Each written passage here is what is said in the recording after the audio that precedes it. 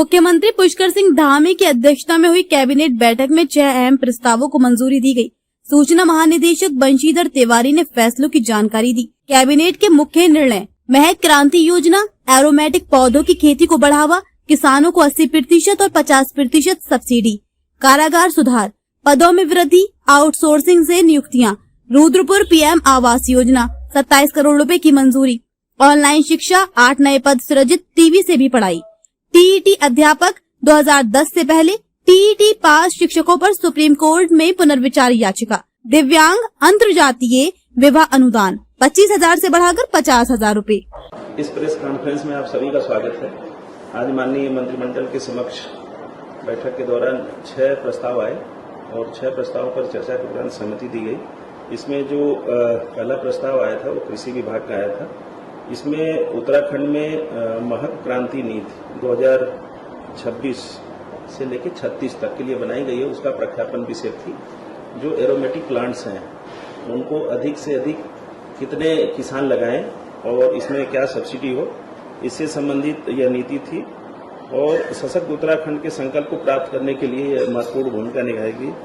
इस राज्य में सघन फसलों के पारिस्थितिकी तंत्र को पूरा एक इकोलॉजी सिस्टम इससे स्थापित होगा। राष्ट्रीय एवं अंतर्राष्ट्रीय स्तर पर सघन उत्पादों के लिए उत्तराखंड ब्रांड को स्थापित करने के उद्देश्य से इस नीति के प्रथम चरण में 91,000 लाभार्थियों के माध्यम से 22,750 हेक्टेयर भूमि को सघन फसलों से आच्छादित करने का लक्ष्य निर्धारित किया गया है।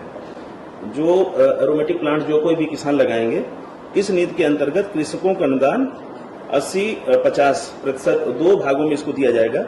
जो 1 हेक्टेयर तक की अगर कोई खेती करता है, सघन जो पादप होते हैं उनका उत्पादन करता है, तो उनको सब्सिडी 80% दी जाएगी जो उसकी कास्ट आएगी। और 1 हेक्टेयर से ऊपर अगर कोई सघन फसलों का उत्पादन करता है तो उस पर 50% दी जाएगी। 91,000 91,000 किसान हैं।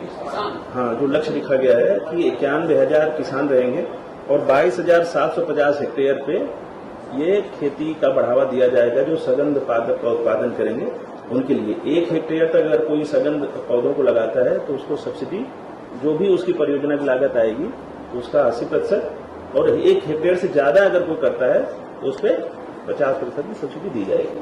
शैक्षिक एवं अनुसंधान एवं प्रशिक्षण परिषद उत्तराखंड जो SCRT है, इसके द्वारा PM ई विद्या कार्यक्रम के अंतर्गत 5 फ्री शैक्षिक टीवी चैनल का प्रसारण किया जा रहा है। ये बेसिकली क्या है कि दूरदर्शन के माध्यम से जो एजुकेशन की वीडियोज हैं, जो लेक्चर्स हैं, वो फ्री ऑफ कास्ट दूरदर्शन के कुछ चैनल पे लगातार प्रसारित किए जाते हैं, ताकि बच्चे अगर स्कूल में नहीं पढ़ पा रहे हैं तो इन चैनल्स के माध्यम से घर में टेलीविजन पर भी पढ़ाई कर सकते हैं।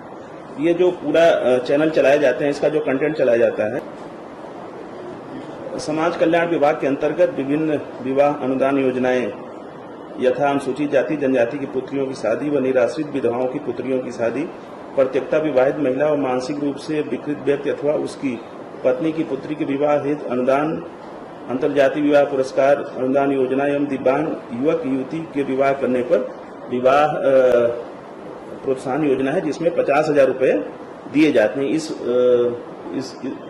इस शादी में जो भी है, जैसे अगर कोई दिव्यांग युवक युवती से करता है तो उसको छोड़कर अन्य विवाह अनुदान योजनाओं के अंतर्गत अनुदान सहायता राशि 50,000 निर्धारित है।